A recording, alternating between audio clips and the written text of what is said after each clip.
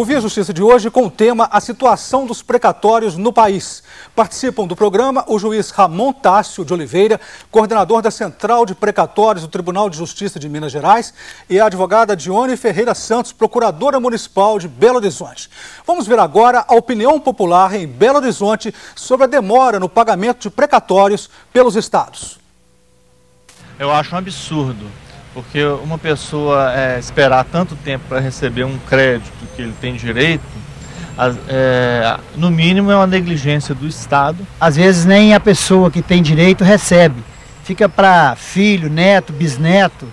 Realmente demora muito, eu acho que deveria ser prioridade. O máximo que esses precatórios deveriam demorar seria 12 meses, até 12 meses. Assim mesmo já é muito tempo para quem está esperando esse dinheiro há tanto tempo, em razão da demora do processo. O Estado demora, acho que ele devia fazer uma conciliação com o povo, para não ficar nessa burocracia geral.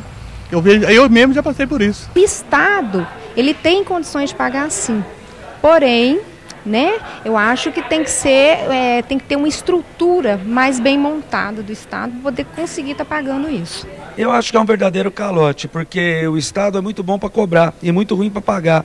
Então é uma coisa absolutamente inadmissível num Estado de Direito, um calote oficial. É vergonhoso. Opinião dos senhores sobre a fala popular. Eu ouvi ali certas palavras, calote, negligência do Estado. Como é que o senhor comenta a fala popular, doutor Ramon? Veja bem, a palavra precatório, em face desse falatório sobre essa palavra, ele ganhou essa conotação horrível, por assim dizer. Mas se nós irmos na origem da questão do precatório, vamos ver que ele foi criado exatamente para evitar alguns pagamentos tendenciosos, alguns caprichos, alguns apadrinhamentos, porque o precatório ele foi inserido na Constituição de 1934 e antes disso o devedor, o administrador público só pagava aquelas pessoas do seu círculo. Então, escolhia A ou B para pagar. E o precatório... Isso tinha vontade política então na época?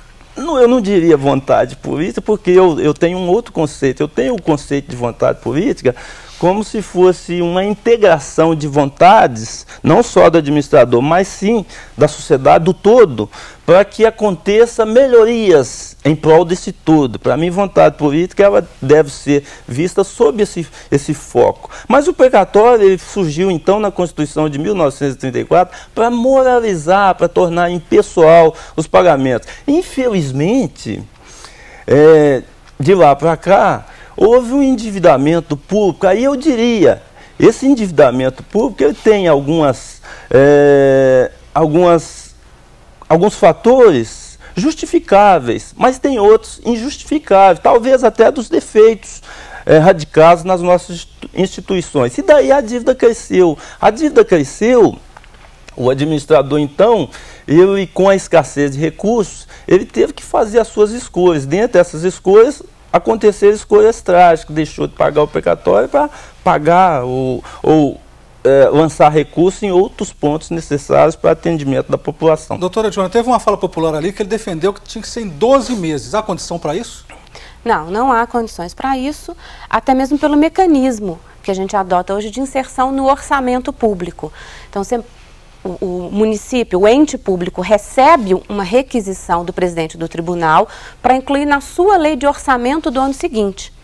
Então, o prazo que a gente tem aí tem o prazo de tramitar a lei de orçamento, de fazer o planejamento dos recursos públicos, mas também não tem como nós discordarmos totalmente do que foi dito.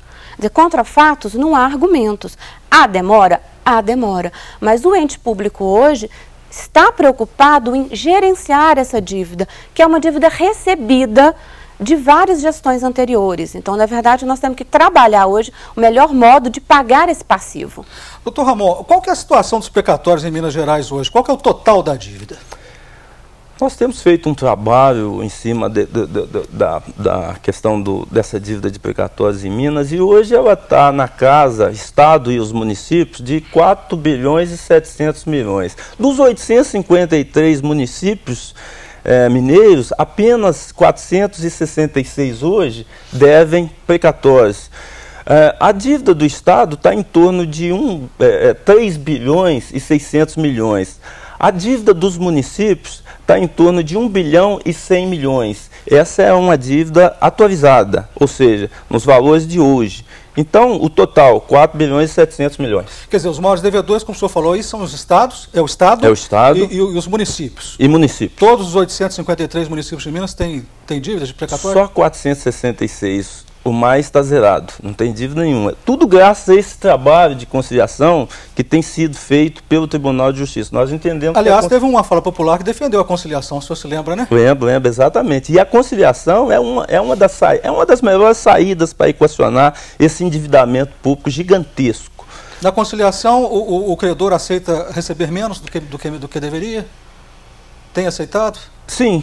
A conciliação, o próprio credor, ele tem a possibilidade de negociar o seu crédito por aquele valor que ele entenda razoável para que aquela dívida seja paga. É possível dizer quantas pessoas estão à espera do pagamento de precatórios em Minas Gerais hoje, doutor Ramon?